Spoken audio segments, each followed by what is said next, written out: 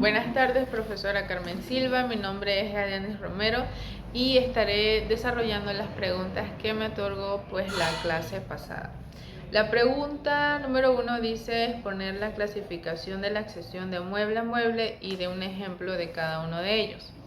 En este sentido, es importante mencionar que la accesión es un modo de adquirir el dominio, que consiste en que el dueño de la cosa se convierte en dueño de todo lo que la cosa produzca o lo que se le adhiera a ella.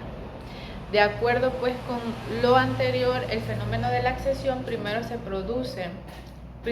lo que produce la cosa y segundo lo que se le junta a ella. Respecto a lo segundo, el fenómeno en el Código Civil se refiere a la accesión del suelo y la accesión de una cosa mueble a otra cosa. En este sentido, me corresponde desarrollar la accesión de mueble a mueble y que dé un ejemplo de cada uno de ellos. Bien. La accesión de mueble a mueble vendría siendo cuando los bienes muebles pertenecientes a dos dueños diferentes se unen para formar uno solo. Siguiendo estas mismas líneas, cuando esas dos cosas muebles mediante la adjunción que ocurre cuando dos o más cosas muebles de diferentes dueños se unen y se integran para formar uno solo, sin que ninguna de estas pierda su individualidad, ya que al separarse no sufrirían ningún detrimento. En este caso también, si no hay conocimiento del hecho por una parte ni mala fe por la otra, el dueño de la cosa principal se hace dueño de la cosa accesoria, pagándole una indemnización al dueño de la cosa accesoria, su valor determinado. En este caso, nuestro Código Civil nos habla de la cosa mueble, de la accesión de mueble a mueble en el artículo 387 del Código Civil. En este caso nos indica que cuando dos cosas muebles pertenecientes a distintos dueños se unen de tal manera que vienen a formar una sola, sin que intervenga mala fe, el propietario de la principal adquiere la accesoria, indemnizando su valor anterior al dueño. En este caso, el dueño de la cosa principal, si indemniza al dueño de la cosa accesoria, pasaría siendo el dueño totalitario de la cosa o el resultado de la unión del mueble y el mueble. Bien, lo siguiente era redactar una demanda de edificación en terreno ajeno. Realicé un poder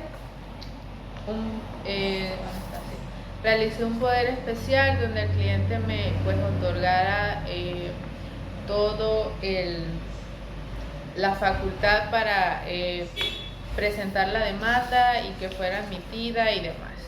En este caso, la demanda la presenté como un proceso ordinario de edificación en terreno ajeno por la parte demandante Julio Venegas en contra de Esteban Rodríguez, Gabriela García y Lucio López.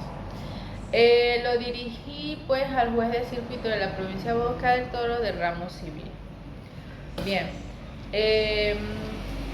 como en el primer punto tengo el demandado y en este caso demandados y la dirección domiciliaria, el petitorio, que en este caso sería la pretensión principal, que se le declare como propietario por accesión de las edificaciones de mala fe efectuadas y existentes sobre el terreno de mi cliente, que en este caso vendría siendo Julio Venegas, que la finca se sitúa en Las Tablas y en este caso él es el dueño titular de la propiedad. Por ende, como pretensión accesoria, Él solicita pues que se le disponga del despojo de las edificaciones declaradas pues como su propiedad. Como fundamento de hecho, pues tenemos que mi representado Julio Venegas obtuvo el derecho posesorio mediante una compraventa elevada a escritura pública y pues las generales de lo que sería la finca como tal. También especificando pues para qué utiliza mi cliente las tierras y cómo el cliente pues se enteró de que existían pues este tipo de edificaciones en su terreno. Como fundamento de derecho pues utilicé el Código Civil, el artículo 370, que nos indica que lo edificado, plantado, sembrado en predios ajenos y las mejoras o reparaciones hechas en ellos pertenecen pues al dueño de los mismos, con sujeción a lo que dispongan los artículos siguientes. Posterior a eso, también hice mención del artículo 375, que nos indica que el dueño del terreno que se haya edificado, plantado o sembrado con mala fe puede exigir en este caso la demolición de la obra o que se arranque la plantación y siembra, reponiendo las cosas a su estado primitivo de la costa del edificio que plantó o sembró. En este caso, mi cliente pues lo que solicita es que se desaloje a las personas de la finca y que se proceda entonces a la demolición de las casas construidas en su terreno. El monto petitorio en este caso pues considero que no es cuantificable debido a que mi cliente es el dueño del terreno y no está exigiendo por decir así, que se le pague para dejarlo así o está pidiendo que se le dé dinero para que ellos se queden con el terreno. En este caso no. Y hago mención pues del artículo nuevamente 375, en el que nos dice que el dueño del terreno en el que se haya edificado o plantado con mala fe puede exigir pues la demolición de la obra. Es importante mencionar también que sí se obró de mala fe debido a que los demandados eran trabajadores de mi cliente que estaban pues cuidando su finca. Y el señor Julio Venegas carece pues de una buena salud y estaba fuera del país. En los medios probatorios pues plano del terreno, título de propiedad, documentos de registro público y demás, una copia de la NATI, pues de los planos. También se presentó pruebas de los pagos realizados a los clientes, el contrato de trabajo de los empleados y pagos realizados a la Caja de Seguro Social porque tenían un contrato. Por lo expuesto, pues, se pide pues admitir la demanda y bien. Procedemos al cuestionario número 1 de la sentencia de Perlito Narváez. Bien. La pregunta número 1 nos dice cómo se adquiere la finca 122, si a título originario o derivado. Considero, y respecto a mi investigación, pues que la finca número 122 se obtiene pues a título originario debido a que estas tierras no le pertenecían a nadie antes de que fueran concedidas mediante reforma agraria a Dioval Inc., puesto que ya se había, ¿dónde está?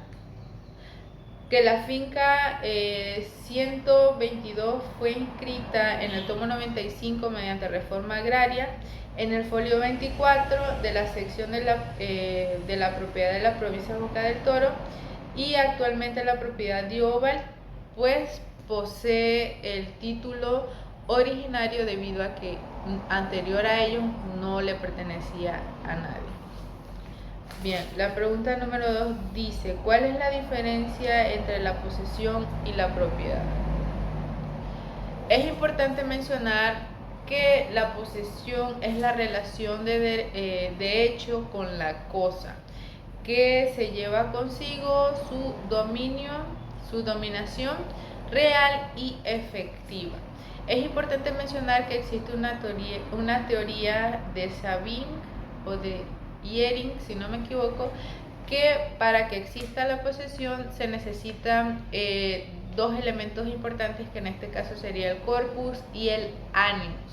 En este sentido, el corpus pues comprende el conjunto de actos materiales que demuestran la existencia del poder físico que ejerce el poseedor sobre la cosa. El animus pues constituye lo que vendría siendo el segundo elemento de la posesión, y es de carácter psicológico y consiste pues en que los actos materiales de la detención, la persona tiene que tener el ánimo de dueño o de propietario o de dominio o título de dominio en este sentido. Y pues el objeto de la posesión, el objeto de la posesión de las cosas y los derechos pues y de los derechos que sean susceptibles de apropiación.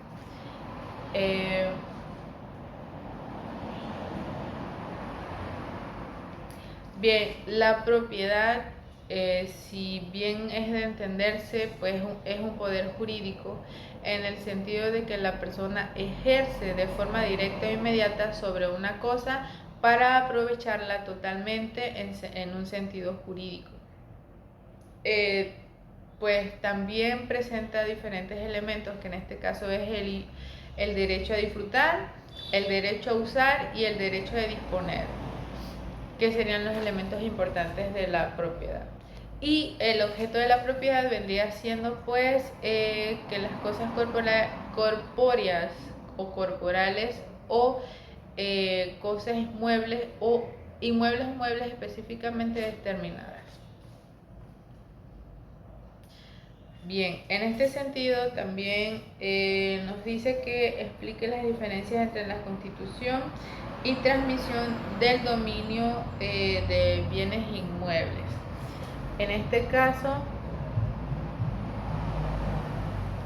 la transmisión de dominio o transmisión de propiedad es un suceso de carácter formal debido a que una persona que posee derechos sobre la propiedad o sobre un bien específico inmueble le transfiere pues estos derechos a otra persona, ya sean naturales o jurídicos. Y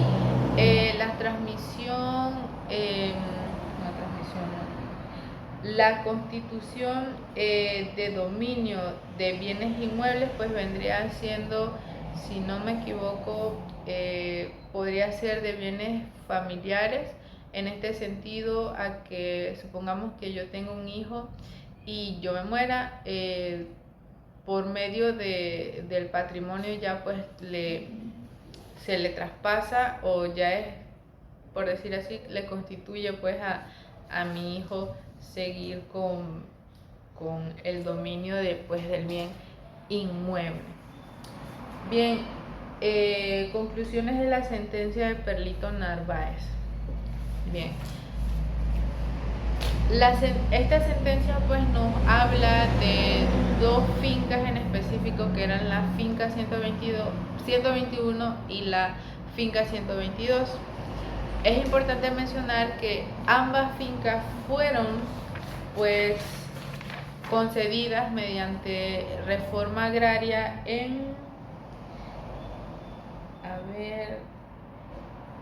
el 18 de agosto de 1978, por lo que ambas fincas poseen prácticamente números siguientes como el 10-201 y el 10-212. Estas fincas estaban ubicadas pues en bastimentos La finca 121 le pertenecía a Perlito Narváez y la finca 122 le pertenecía a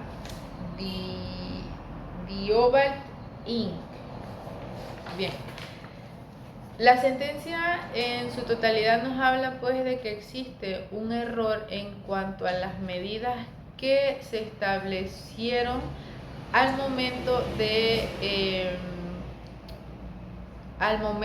llevarlas a registro público. Los funcionarios que trabajaban en el registro público no llegaron a percibir el error que existía en lo que vendría siendo el plano de la finca 122, porque la finca 122 la finca 122 tenía como lindero al norte, si no me equivoco, al mar Caribe, y no era así. La finca 122 no limitaba con el mar Caribe, puesto que era colindante con...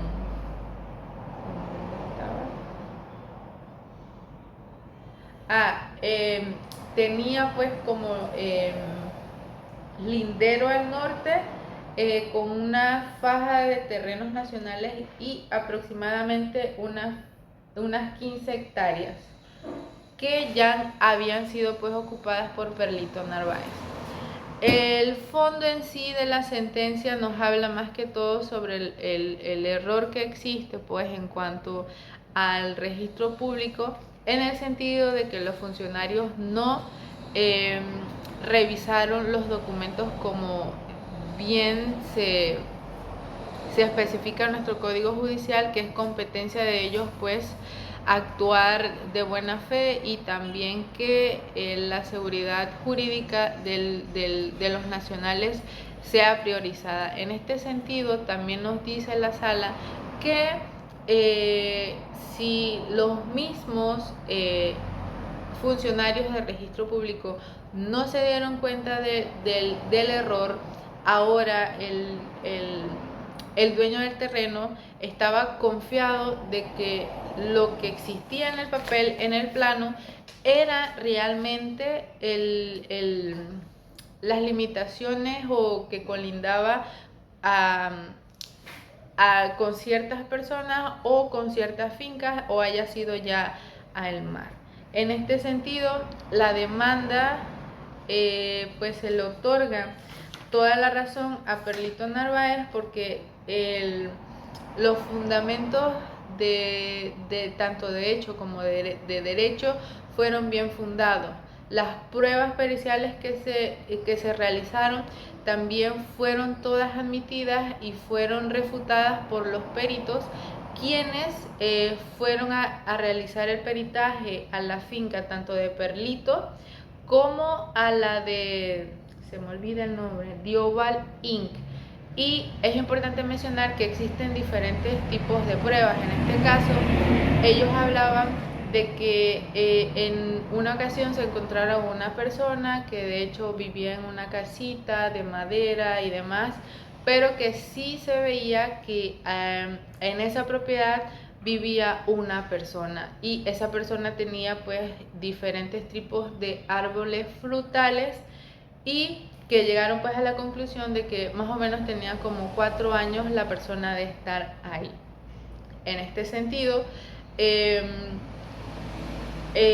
Diobald Inc. estaba pues pidiendo la concesión de, si no me equivoco, estaba pidiendo la concesión de las 15 hectáreas que le pertenecían pues a Perlito Narváez. Pues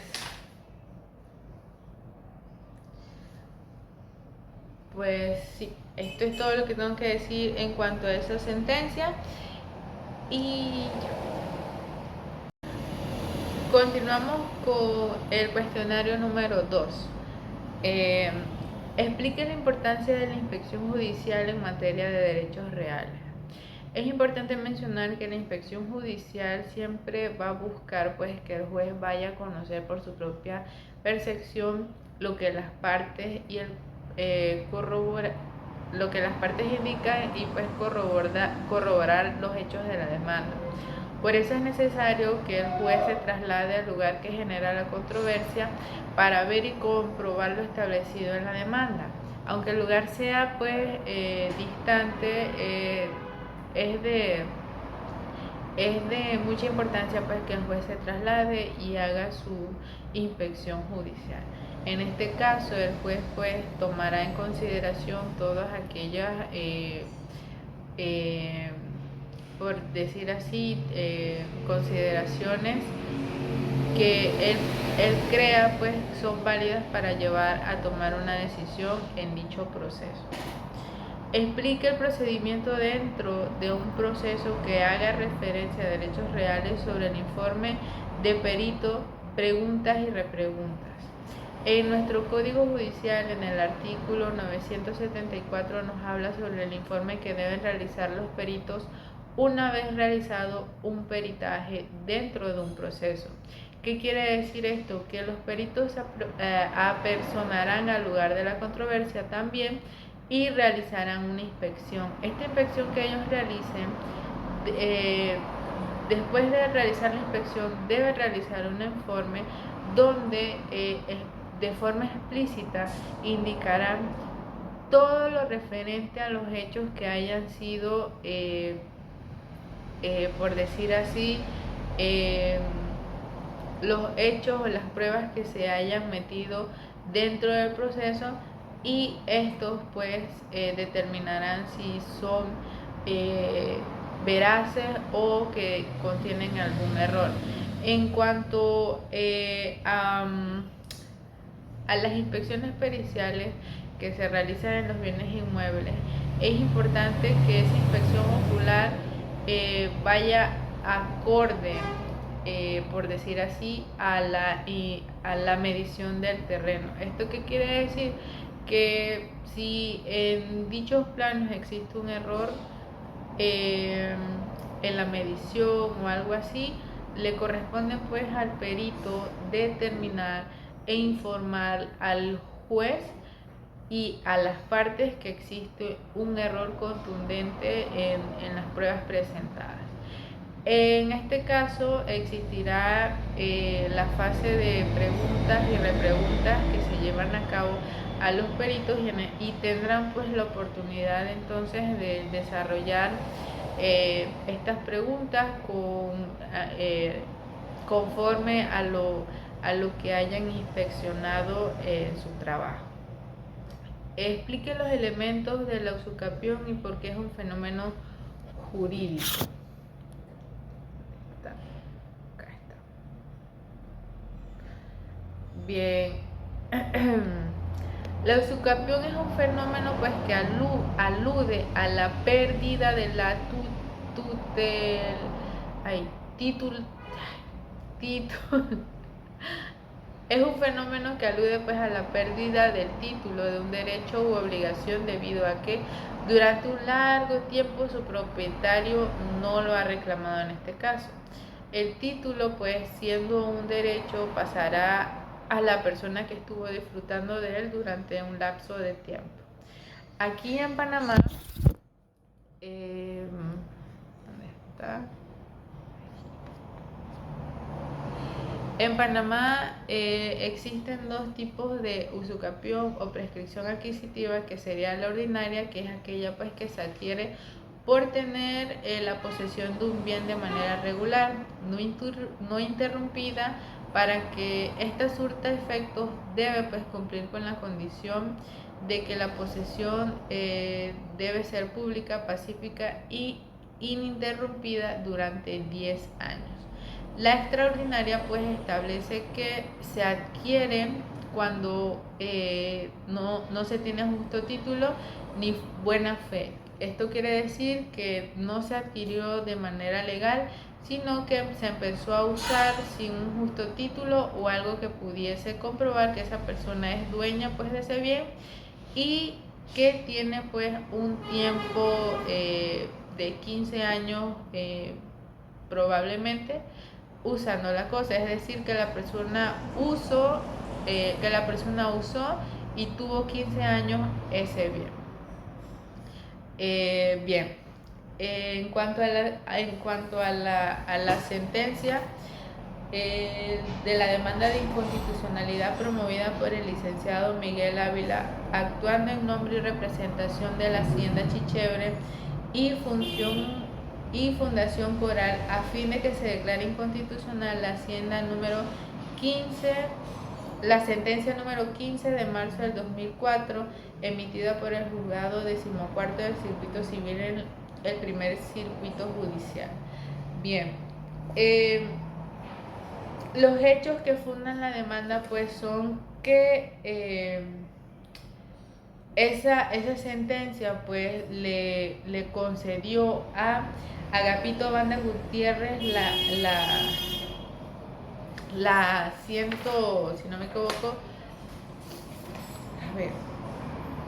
Agapito Banda adquirió mediante esa sentencia por prescripción 139 hectáreas más 4.426.05 metros cuadrados de la finca 5059.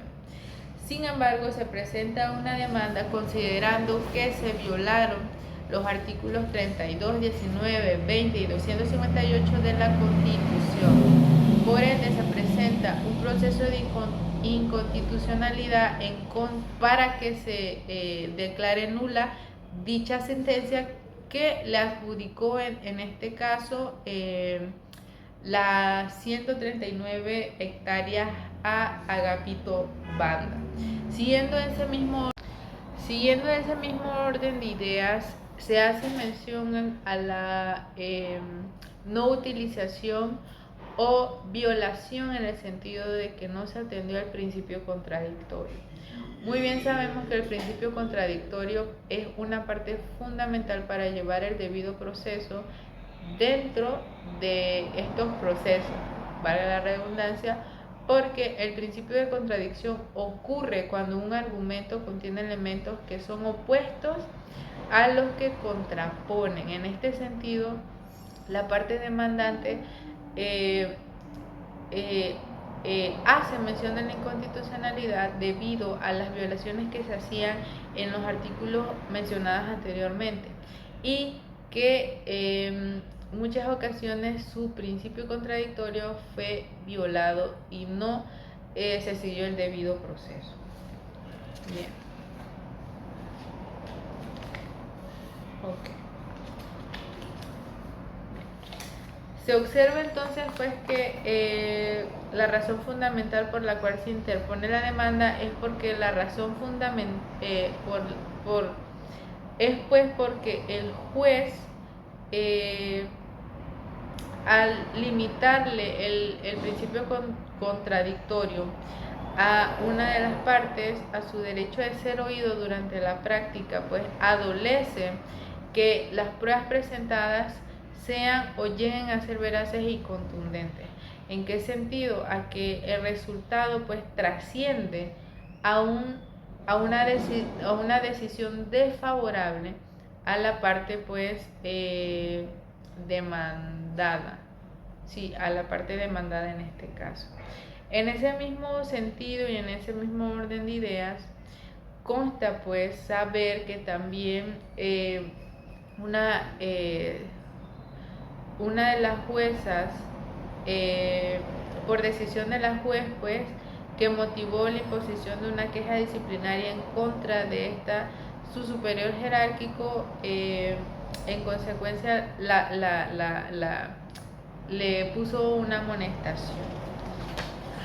Bien, en cuanto a la formulación, en la participación de la actividad probatoria, es parte del derecho de la defensa que en esta ocasión, siendo objetivos, fue pues entonces vulnerado por parte del tribunal al no permitirles, bajo el sustento de que se trataba de una prueba de oficio, la formulación de preguntas y repreguntas. En este sentido, pues que en el informe pericial que se realizó dentro del proceso, a la parte demandada no la dejaron pues realizar o formular las preguntas en cuanto al informe que habían presentado los peritos.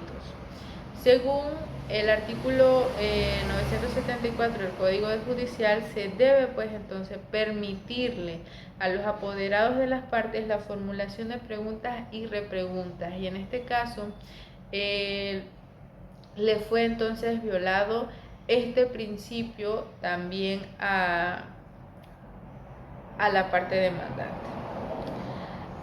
Sobre la garantía constitucional del debido proceso, pues se tienen muchos componentes, entre ellos el derecho a la defensa y el ejercicio del contradictorio, que una vez más se hace pues hincapié que el fondo en sí de la demanda fue por las inconstitucionalidades realizadas dentro del proceso, y que uno de los artículos violentados de la Constitución es uno que hace mención a que no habrá fueros ni privilegios, y en este caso hubo privilegios por una parte y a la otra parte se le dejó pues de un lado.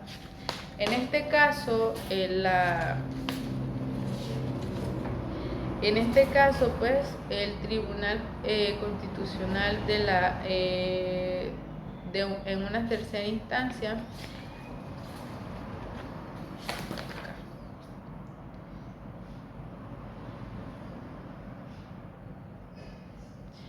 el Tribunal Constitucional en la tercera instancia, pues estrictamente declara la resolución inconstitucional, pero en casos de actos individuales, como nos ocupa, se requiere subsanar el perjuicio que ocasionó la vulneración del debido proceso. Por esto y todo lo demás mencionado, la Corte Suprema de Justicia declara inconstitucional entonces la sentencia número 10 del 15 de marzo del 2004, dictada por el juez de la 14ª del circuito civil, del primer circuito judicial, por haberse declarado vulnerado el artículo 32 de la Constitución Política de Panamá.